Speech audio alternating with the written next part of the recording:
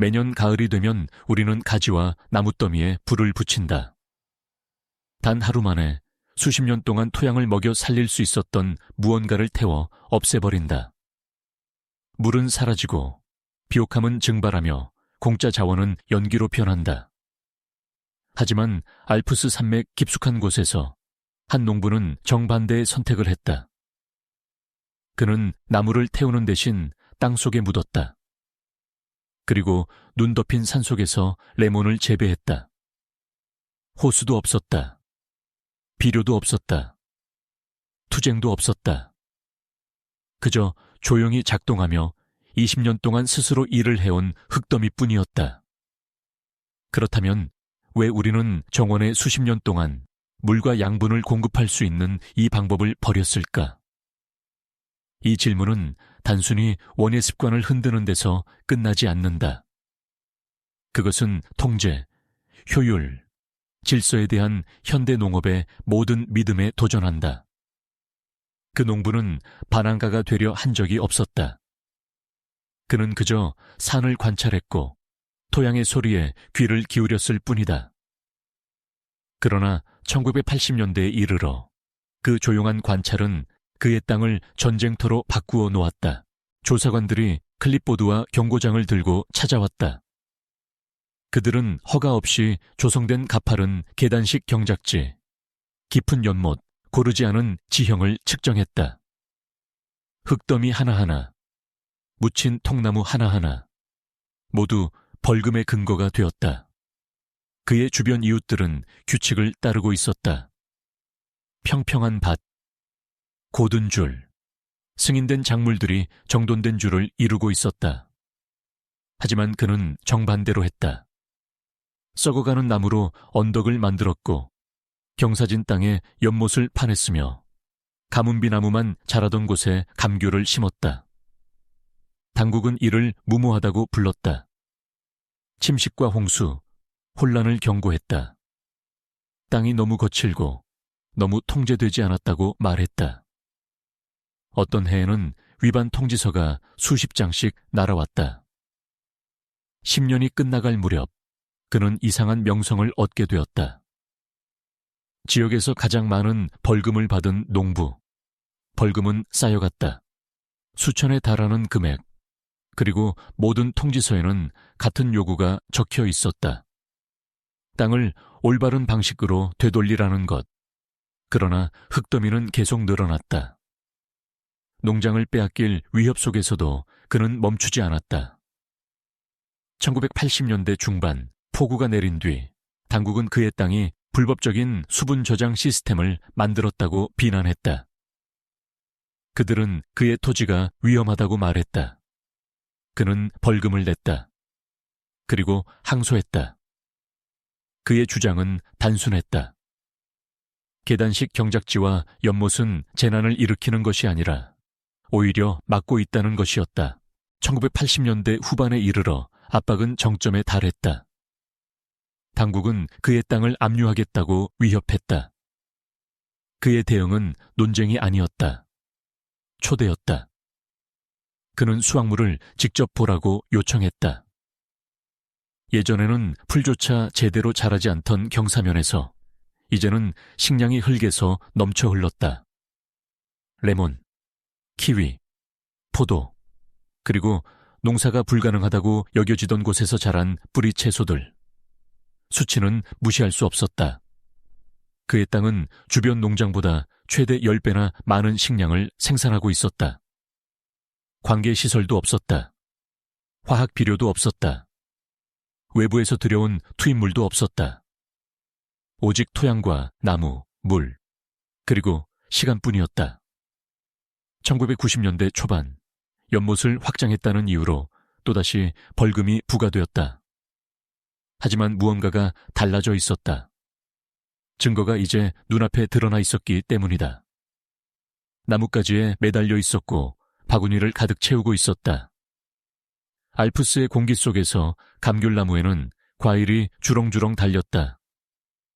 단 하나의 호스나 스프링클러 없이 채소들은 무성하게 자라고 있었다. 한때 무모하다고 불리던 것이 이제는 부정할 수 없는 현실이 되었다.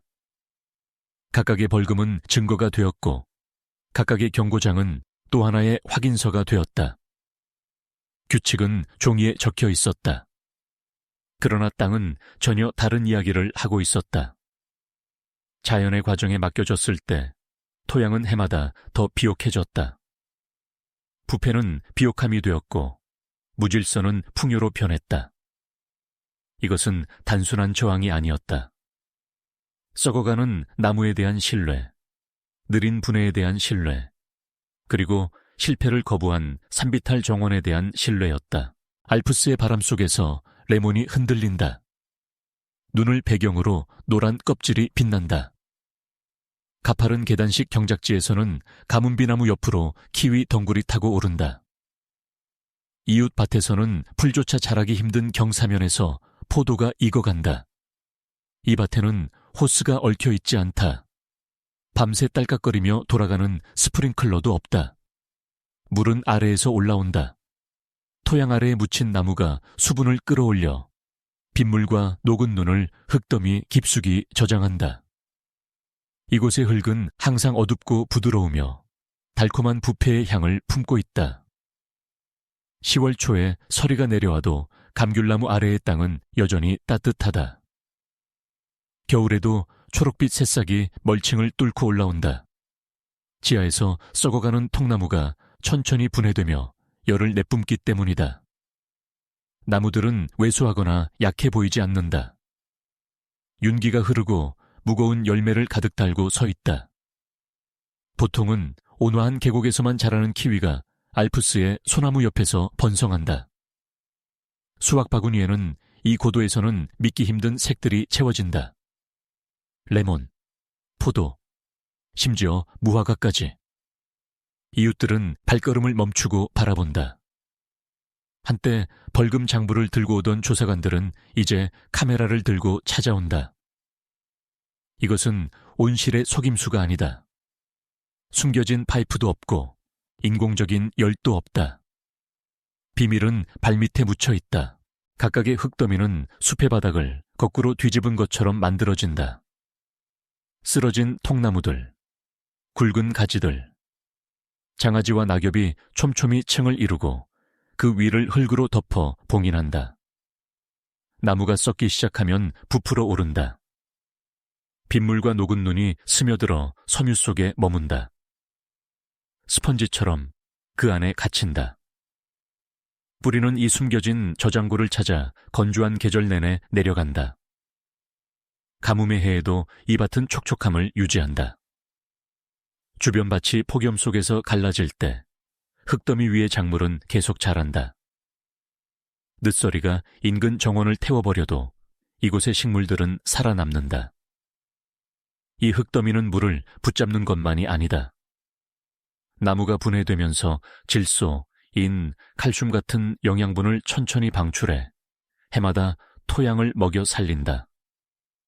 분해에서 나오는 열은 차가운 밤에도 오래 남아 평지에서는 불가능한 만큼 생육기간을 늘려준다. 각각의 흙더미는 하나의 독립된 미기후가 된다. 알프스의 지형 속에 파낸 작은 지중해의 풍요다. 방문객들은 믿을 수 없다는 듯 계단식 밭을 걸어 다닌다. 그들은 온실 유리를 한 번도 보지 않은 레몬을 맛본다. 한여름에도 서늘하고 축축함을 유지하는 흙을 손으로 파본다. 이 밭들은 20년 동안 수확을 거듭한다. 관계없이, 비료 없이, 현대 농업이 의존하는 화학적 보조물 없이. 증거는 이론이 아니다. 달콤하고 향기롭고 반박할 수 없다. 모든 흙더미의 중심에는 우리가 잊어버린 단순한 진실이 있다. 썩어가는 나무는 쓰레기가 아니다. 그것은 저장고다. 모든 흙더미의 중심에는 하나의 단순한 물리적 진실이 있다. 썩어가는 나무는 말 그대로 스펀지다. 나무는 리그닌과 셀룰로스로 이루어진 미세한 세포들로 구성되어 있다. 이들은 수많은 작은 공극의 그물망을 만든다. 분해가 시작되면 그 통로는 점점 열리게 된다. 물은 그 안으로 스며들고 그대로 머문다. 실험 결과도 이를 확인해 준다. 심하게 분해된 소나무는 건조 중량의 최대 5배에 달하는 물을 흡수할 수 있다. 500% 이상이다. 분해가 더 느린 참나무도 여전히 자기 무게의 2배에서 3배에 달하는 수분을 저장한다. 이것은 이론이 아니다. 물리학이다. 겉에서 보면 흙더미는 평범해 보인다. 하지만 여름철에 수분 측정기를 깊숙이 찔러 넣어보면 수치는 완전히 달라진다.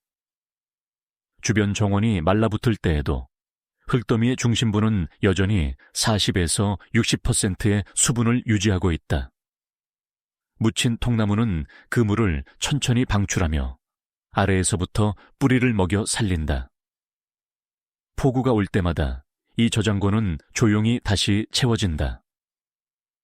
균류와 미생물이 나무를 분해하면서 밀도는 점점 낮아진다.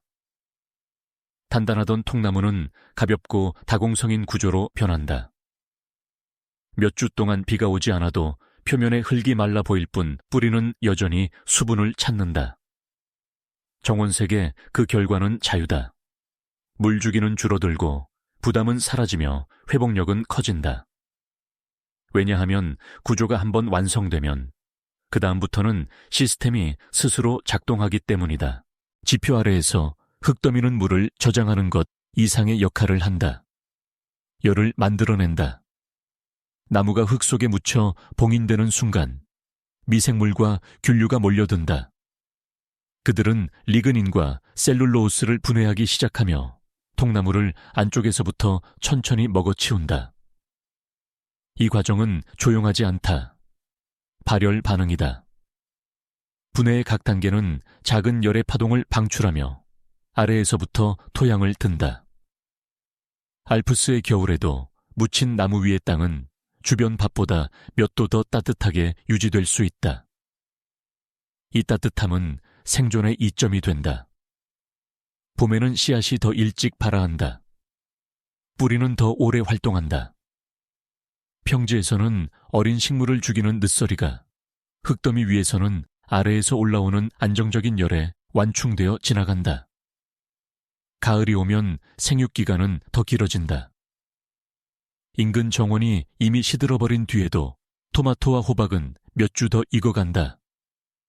찬 공기가 계곡으로 가라앉아도 언덕 위에서는 생명이 계속된다. 이 열은 강하지도 갑작스럽지도 않다. 느리고 지속적이다. 식물이 필요로 하는 정확한 형태다. 충격이 아니라 담요다. 세월이 흐르면서 묻힌 나무는 역할을 바꾼다. 단순한 히터가 아니라 전혀 다른 무언가가 된다. 장기적인 영양 공급 엔진이다. 땅속에 묻힌 나무는 빠르게 분해되지 않는다. 인내심 있게 분해된다. 참나무나 단풍나무 같은 화렵수는 완전히 분해되는데 최대 20년이 걸릴 수 있다. 그 시간 동안 나무는 질소, 인, 칼슘 같은 영양분을 천천히 방출한다. 식물이 필요로 하는 바로 그 순간에 급격한 증가도 없고 고갈도 없다. 그저 해마다 이어지는 안정적인 비옥함뿐이다. 통나무가 부드러워지면서 그것은 생명의 기반이 된다. 균류 네트워크는 미네랄을 위로 끌어올리고 박테리아는 복잡한 물질을 식물이 바로 사용할 수 있는 영양분으로 바꾼다.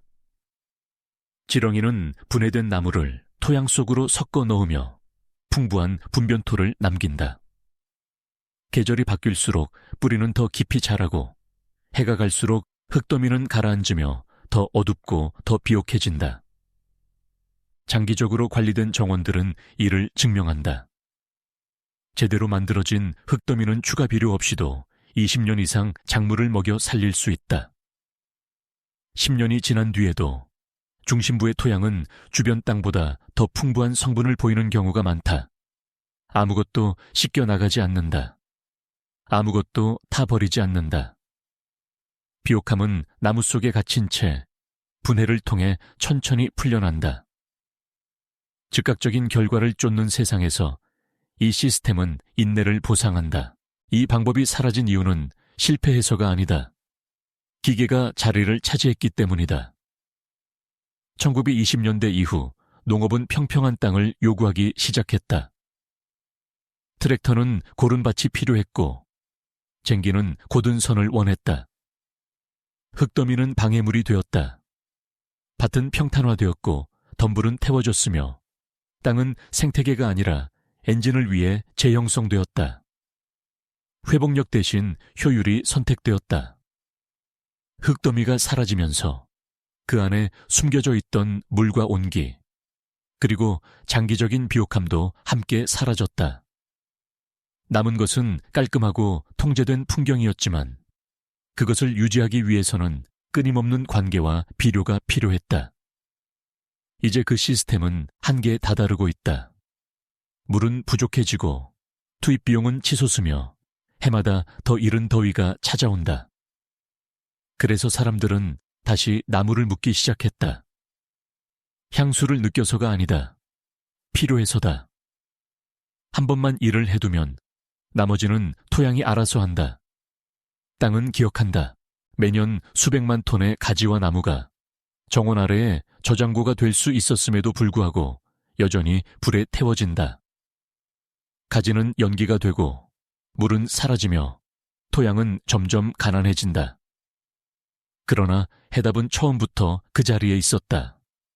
조용히 땅속에 묻혀 인내심 있게 일하고 있었을 뿐이다.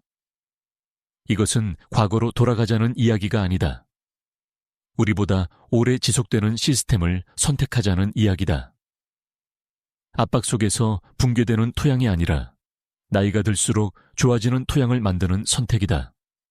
한 번만 힘든 일을 해두라. 그리고 20년 동안 정원이 나머지를 하게 두라. 왜냐하면 땅은 우리가 준 것을 결코 잊지 않기 때문이다. 그것을 저장하고 다시 돌려준다. 때로는 수십 년이 지나서야. 진짜 질문은 이것이다. 당신은 미래를 태울 것인가? 아니면 묻을 것인가?